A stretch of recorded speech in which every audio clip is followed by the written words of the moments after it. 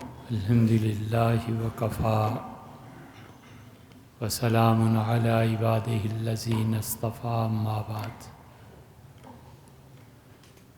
اللہ تعالیٰ نے چاروں کل جو نازل فرمائے ہیں ان میں سے 3 کل ان کی تشریح ہو چکی اور ایک آخری کل سورہ اخلاص رہ گیا ہے، آج اس کو بھی شروع کرتے ہیں۔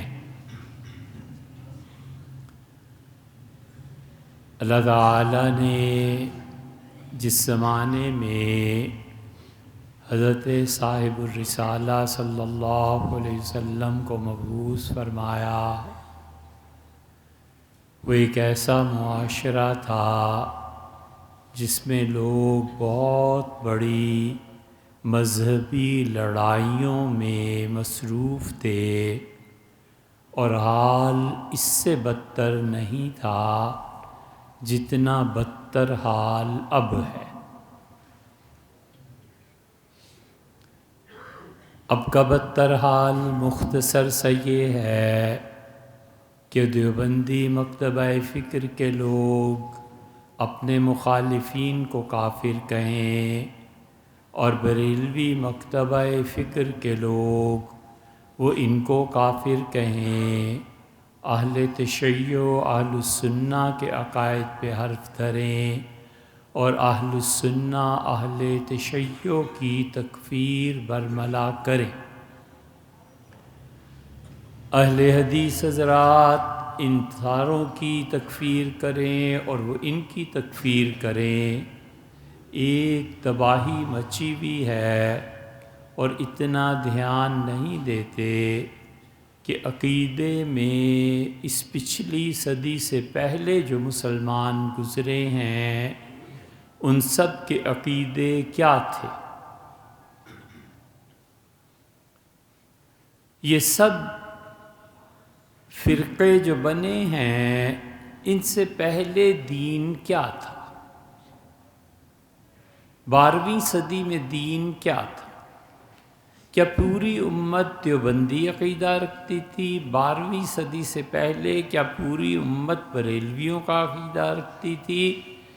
کیا پوری امت اہل تشیع کا عقیدہ رکھتی تھی؟ سیدھے سادے مسلمان 2 دھڑوں میں تقسیم تھے۔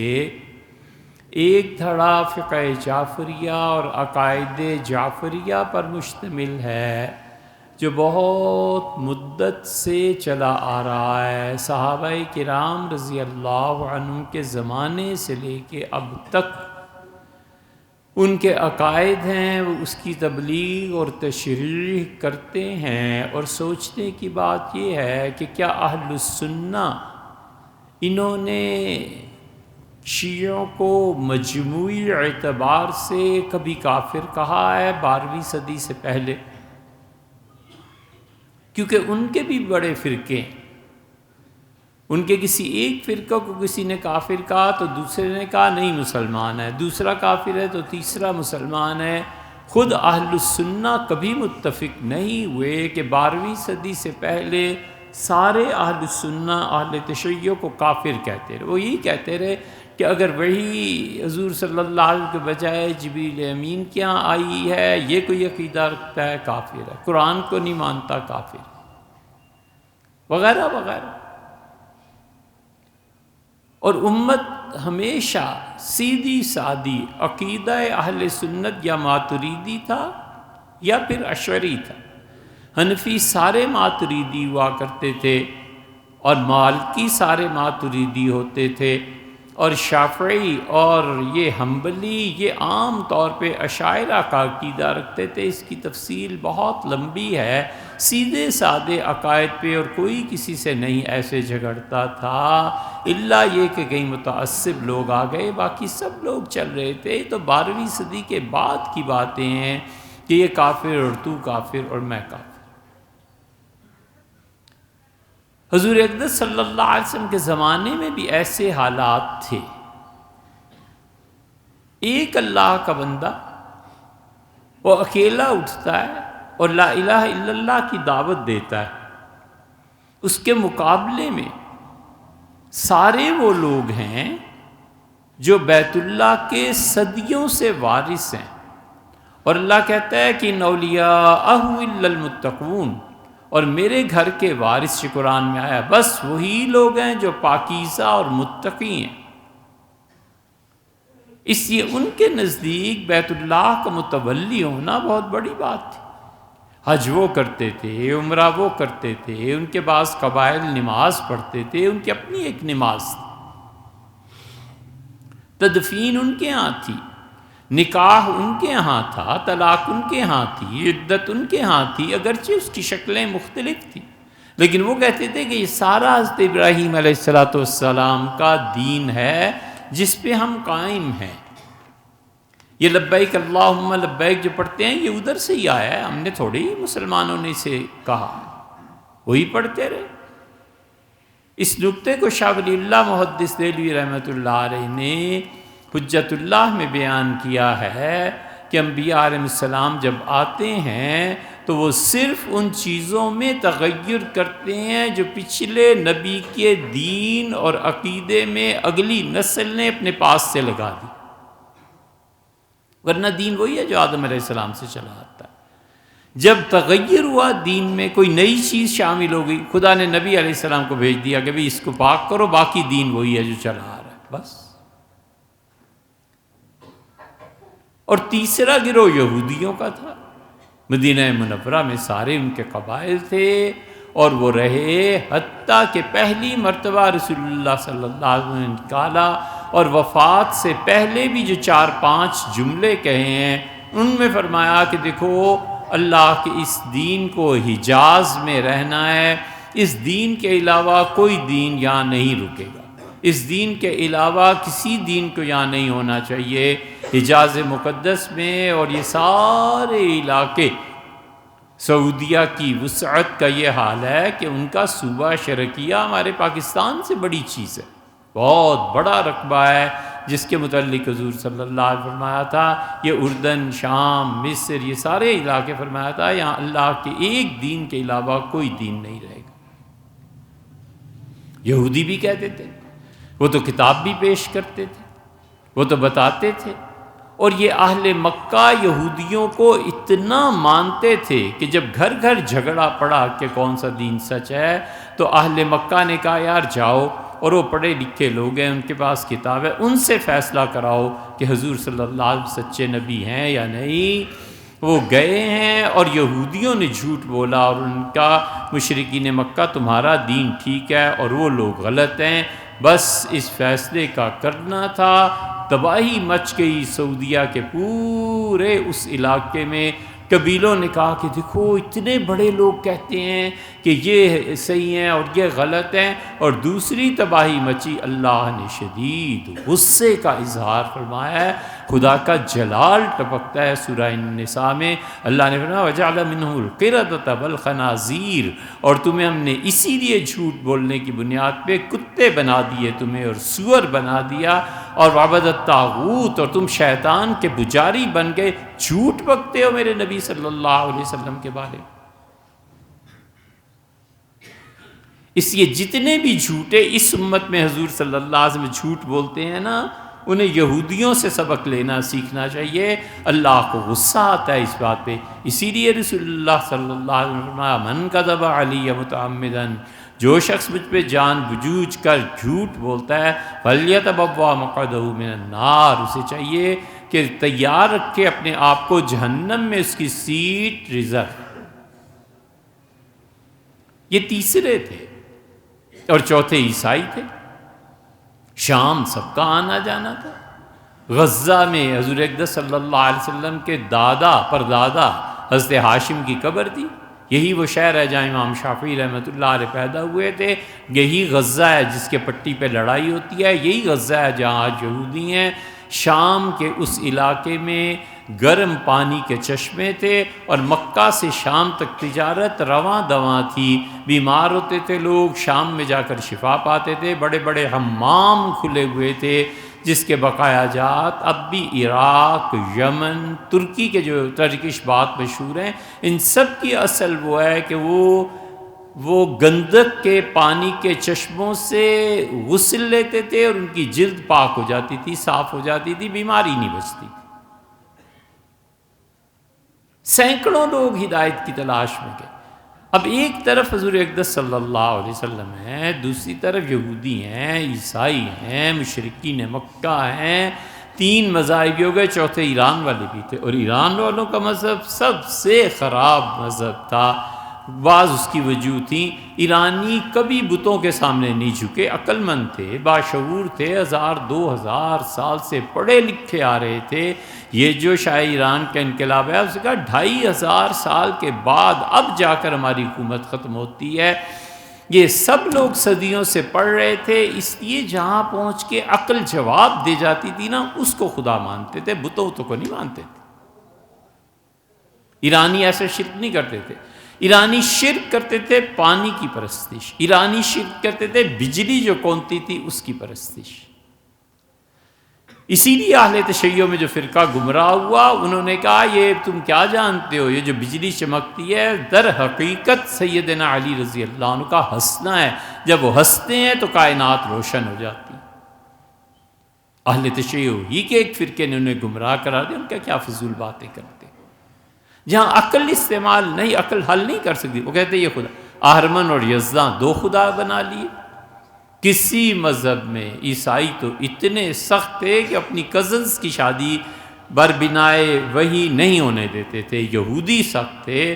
مسلمانوں نے تو خیر رسول اللہ صلی اللہ علیہ وسلم پہ وہ پوری چیزیں نازل ہو گئیں۔ یہ ایرانی بدبخت تھے جو بہن بھائی شادی کرتے تھے۔ سیدنا عمر رضی اللہ عنہ نے آ کے اس پہ کاری ضرب لگائی اور ان کا بالکل زندہ ہی نہیں رہنے دینا، اگر میں نے کہیں سنا کو اور وہ آدمی ایسے کرتے ہیں تو وہ کافر ہیں یا جو کچھ بھی ہیں، مجھے اس سے غرض نہیں ہے، یہ اتنی شنیع حرکت ہے، ان کو قتل کر دو۔ اور باقاعدہ لڑائی ہوئی مسلمانوں کی۔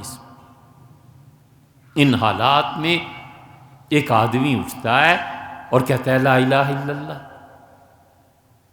عربی زبان میں خالص کا لفظ جہاں سے شروع ہوتا ہے، وہ خالص کا لفظ دودھ کے لیے شروع ہوتا ہے کہ دودھ میں پانی ملانا، اس کو لوگ بہت برا سمجھتے تھے۔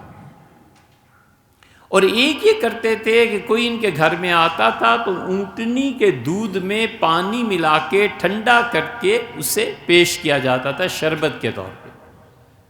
چنانچہ حضرت رسالت مآب صلی اللہ علیہ وسلم نے کئی مرتبہ ہجرت کے سفر میں بھی ذکر ہے، حضرت ابوبکر رضی اللہ عنہ نے سے ارشاد فرمایا مجھے پیاس لگی ہے، تو نبی کریم صلی اللہ علیہ وسلم نے جب فرمایا تو حضرت ابوبکر رضی اللہ عنہ باہر نکلے اور ایک بچہ چھوٹا سا 15-16 برس کا بکریاں چرا رہا تھا۔ حضرت ابوبکر رضی اللہ عنہ کا دودھ دے دو۔ یہ 2 مرتبہ واقعہ ہجرت میں ہی پیش ہے۔ ایک مرتبہ انہیں اپنا غلام مل گیا، اس سے دودھ لے کے پتھر کے برتن میں ڈال کے پانی ملا کے پیش کیا۔ ایک مرتبہ جو ملا تو ایک بچہ چرا رہا تھا بکریاں، اور اس سے فرمایا کہ دودھ دے دو حضور صلی اللہ علیہ وسلم کے لیے کچھ تیار کر۔ بچے نے کہا میں نہیں دے سکتا۔ ابوبکر رضی اللہ عنہ نے کہا کہ اس طرح کا مسئلہ ہے، ان کا میں نہیں دے سکتا، واپس۔ اور حضور صلی اللہ علیہ وسلم عرض کیا تو آپ نے فرمایا اس بچے کے پاس جاؤ اور اسے کہو کہ ایسے بچے بکریوں کے دے دے جن کا دودھ نہیں اترا۔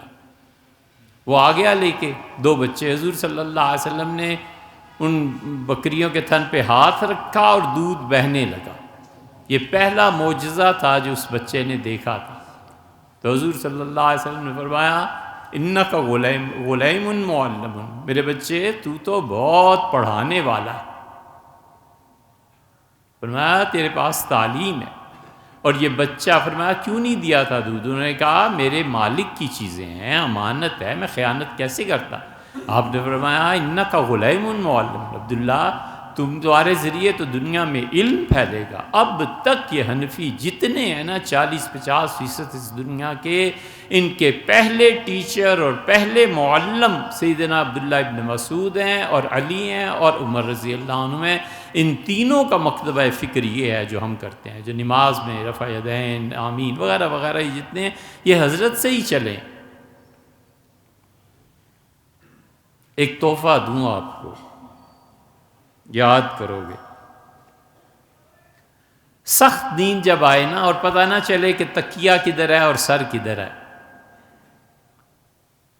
تو وظیفہ پڑھنا شروع کرو اور یہ کہو کہ وَقُلْ رَبِّ زِدْنِی عِلْمًا۔ رب زدنی علما تو آپ پڑھتے ہیں نا، پوری آیت ہے۔ لام را میں مدغم ہو گیا، لام اور رے مل گئے تو کل ربے کی بجائے کر ربے ہو گیا، کاف اور را مل گئے نا، تو کاف اور را کو ملا لیا جائے، کل رب زدنی علما۔ اتنی نیند ہوتی ہے کہ آدمی 1 منٹ سے پہلے سو جاتا ہے، بس اس کو پڑھنا شروع کرو اور سو جاؤ۔ رات میں جب بھی آنکھ کھلے اسی کو پڑھو، وَقُلْ رَبِّ زِدْنِی عِلْمًا وَقُلْ رَبِّ زِدْنِی عِلْمًا، حتیٰ کہ صبح ہو جائے، اور 2-4 مرتبہ صبح اٹھ کے نیند سے بھی پڑھ لی، بہت بڑی چیز ہے۔ عبداللہ ابن مسعود رضی اللہ عنہ، جنہیں حضور صلی اللہ علیہ وسلم نے فرمایا تھا کہ تم علم والے ہو، ابن مسعود رضی اللہ عنہ نماز شروع کرتے تھے رات کو، اور کبھی کبھی علم سے تعلق اور محبت کی بنا پر ایک ایک رکعت میں وَقُلْ رَبِّ زِدْنِی عِلْمًا ساری رات اللہ کے حضور کھڑے ہو کے پڑھتے رہتے، اتنا علم اچھا لگتا تھا۔ اب کون رہا ہے جو ساری رات کھڑے ہو کے اللہ سے یہ مانگے؟ مگر یہ تو ہو سکتا ہے نا کہ جب اسی حال میں سو گئے، اسی حال میں اٹھے، پھر سو گئے، پھر اٹھے، تو رات تو گزر ہی گئی، نیند اپنے قبضے میں تو نہیں نا۔ بہت بڑی چیز ہے، اسے کرو، اپنے بچوں کو سکھاؤ۔ اللہ علم کے وہ دھانے اور چشمے اور سمندر کھولتا ہے کہ آدمی گنگا ہو جاتا ہے، بتا نہیں سکتا کہ کیا علم اللہ نے عنایت فرمایا ہے۔ اور اسی لیے پھر سلطنت شب میں جب حضوری ہوتی ہے اور جب وہ ملائے اعلیٰ پہ بات کرتا ہے تو پھر پتہ چلتا ہے کہ اللہ نے علم کا کون سا دروازہ کھولا ہے۔ وہ ملائے اعلیٰ پہ پہنچ کے زبان بند ہو جاتی ہے اور آدمی گنگا ہو جاتا ہے، اس دنیا سے کوئی اور دنیا نظر آتی ہے۔ یہ ابن مسعود رضی اللہ عنہ آئے، حضور صلی اللہ علیہ وسلم نے بار بار انہیں فرمایا تھا کہ تم تو بڑے پڑھے لکھے ہو، تم تو بڑے پڑھے لکھے ہو، انکا غلام عبداللہ۔ تم حضرت عمر رضی اللہ عنہ جیسے انسان کہتے تھے کہ عبداللہ اس میں کیا فتویٰ دینا چاہیے، عبداللہ میں نے غلط کر دیا فتویٰ، عبداللہ یہ بات آپ بتائیں کیا۔ اتنی بڑی ہستی تھی۔ تو خالص کا لفظ عربی زبان میں صرف دودھ کے لیے استعمال ہوتا تھا کہ خالص دودھ، تو دودھ کو اچھے معنی میں خالص اور برے معنی میں خالص، ناخالص دودھ، اور خالص دودھ پانی ملا کے جان بوجھ کے مہمانوں کو پلانا، کچی لسی یا یہ کہ اونٹنی کے دودھ میں پانی ملانا، یہ کربوں کے ہاں بہت اچھا مشروب سمجھا جاتا تھا۔ تو خالص جو ہے وہ چیز ہے جس میں باہر سے آمیزش نہ ہو، کوئی خارجی چیز اس کی اصل حیت کو نہ بدلے۔ اس لیے اس سورت کا نام اخلاص رکھا کہ وہ لوگ جو صرف اور صرف خالصتاً ایک نظریہ رکھتے ہوں، ایک چیز رکھتے ہوں اور اس کے ساتھ چمٹے ہوئے۔ ہر جگہ یہ ہوتا ہے۔ عیسائیوں نے اللہ کے دین میں وہ تکالیف اٹھائیں، جب سیدنا مسیح علیہ السلام آئے، صحابہ کرام رضی اللہ عنہ کو اللہ کا شکر ہے وہ تکالیف نہیں پہنچی، وہ تو مسئلہ ہی نہیں تھا۔ یہودی اٹھاتے تھے آگ میں ڈال دیتے تھے، سورہ بروج پڑھے نا، وہ ماں بنی اور اس جوان لڑکی کو آگ میں اٹھا کر پھینک دیا، کہا تیرے بچے کو پھینکیں گے، اقرار کر یہودیت کا، اس سے کہا نہیں میں یہ نہیں کر سکتی، بچے کو اٹھا کے ماں کے پاس پھینک دیا ہے اور ماں روتی ہے، اور رسول اللہ صلی اللہ علیہ وسلم بچہ بولا اس آگ سے، اسے کہا ماں بالکل نہ گھبرا، میرے پاس آ جا، مجھے اللہ نے جنت میں لے لیا ہے۔ یہ وہ چیزیں، اسی عیسائیت یہودیت ابتدائی دور میں بڑے خالص، مسلمان خالص، یہ خلوص کا لفظ اور یہ سورہ اخلاص یہی چیز ہے۔ اس لیے اللہ کے بعض بندے ایسے بھی ہوتے ہیں جن کو اللہ براہ راست الہام دے دیتا ہے، قبل اس کے کہ وہ اسلام میں مخلص ثابت ہوں۔ اللہ اتنی مہربانی کرتا ہے کہ ان کے دل میں طلب ہوتی ہے نا ہدایت کی، اللہ خود رہنمائی کر دیتا ہے۔ ان میں بڑا نام حضرت برا بن معرور رضی اللہ عنہ کا تھا۔ برا بن معرور رضی اللہ عنہ وہ صحابی ہیں جو آئے تھے مدینہ منورہ سے، اور راستے بھر میں بحث ہوتی رہی، اور حضور اقدس صلی اللہ علیہ وسلم کی خدمت میں پیش ہوئے، اور برا رضی اللہ عنہ نے اسلام قبول کیا، اور حضور صلی اللہ علیہ وسلم نے جو دعوت دی تھی اس سے بھی پہلے 3 چیزیں انہوں نے خود ہی کر لی تھیں۔ یہ ہے اللہ کی طرف سے الہام صحابہ کرام رضی اللہ عنہ۔ راستے میں کہنے لگے دوستو میں بیت اللہ کی طرف نماز پڑھوں گا، میں نہیں شام کی طرف پڑھتا۔ کہا گیا کہ حضور صلی اللہ علیہ وسلم ادھر پڑھتے ہیں، ہم بھی ادھر پڑھیں گے۔ کہا گیا، فرمایا کہ اچھا قوم والوں قبیلے والوں تم ادھر ہی پڑھ لو، میں ادھر پڑھوں گا، اور انہوں نے مکہ نماز شروع کر دی حرم شریف کی طرف۔ پیش ہوئے، انہوں نے شکایت کی کہ ہمارے امیر اور آقا ادھر منہ کر کے نماز، ہمیں کیا کرنا؟ حضور صلی اللہ علیہ وسلم نے فرمایا برا ادھر ہی منہ کر کے نماز پڑھنا ہے شام کی طرف، کاش تم کچھ دن صبر کر جاؤ تو یہ اچھا ہو۔ یعنی اشارہ بھی فرما دیا کہ ہو جائے گا وہی۔ وفات سے پہلے وصیت کی کہ 1/3 مال میری بیٹی کو دیا جائے، عورتوں کا حصہ، اور 1/3 سارا اپنا مال، 1/3 اس کا 1/3 بچی کے حوالے، اور یہی اسلام نے آ کے سکھایا۔ اور رسول اللہ صلی اللہ علیہ وسلم نے ہجرت کی ہے، اور کہتے ہیں کہ برا بیت اللہ کی طرف منہ کر کے نماز پڑھتے تھے، پھر واپسی پہ مدینہ منورہ میں، لیکن یہ نہیں ہے، برا رضی اللہ عنہ ادھر ہی نماز پڑھتے رہے شام کی طرف، جیسے کہ انہیں حکم دیا گیا تھا۔ رسول اللہ صلی اللہ علیہ وسلم ہجرت کے بعد تشریف لائے تو عرض کیا گیا کہ برا نے کہا تھا کہ میری قبر قبلے کے رخ بنانا، چھوڑو لوگوں کو اور چھوڑو باقی کنبے قبیلے کو، بیت اللہ اصل ہے، اور ہم نے ان کی قبر بنا دی تھی۔ رسول اللہ صلی اللہ علیہ وسلم کے صحابہ کرام رضی اللہ عنہ میں مدینہ منورہ میں یہ پہلے شخص تھے جن کا انتقال ہوا۔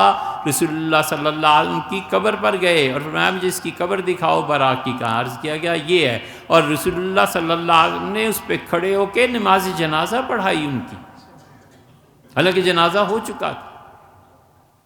یہ برا آئے ہیں، یہ تینوں چیزوں میں سب صحابہ رضی اللہ عنہ سے پہلے سبقت لے گئے، حتیٰ کہ رسول اللہ صلی اللہ علیہ وسلم نے بیت اللہ کو بعد میں مقرر کیا ہے، یہ پہلے تھے۔ 1/3 اس میں بھی یہ پہلے تھے۔ قبر میں اس طرح نماز، یہ انہی کا شرف ہے، یہ ان لوگوں کا حصہ اور نصیب ہوتا ہے۔ اب بھی جو لوگ ہدایت اللہ سے مانگتے رہتے ہیں نا کہ اللہ صحیح راہ عنایت فرما، اہدنا الصراط المستقیم، تو اللہ بغیر کسی ظاہری سبب، کتاب، علم، کسی چیز کے خود بخود فطرتاً الہام بھی کر دیتا ہے کہ اچھا میرے بندے میرے طرف آنا ہے نا، اچھا یہ کر لو، لوگ جو کہتے ہیں اسے چھوڑو، تم میری بات مان۔ یہ ہے اخلاص۔ انشاءاللہ آئندہ اس کی مزید تشریح کریں۔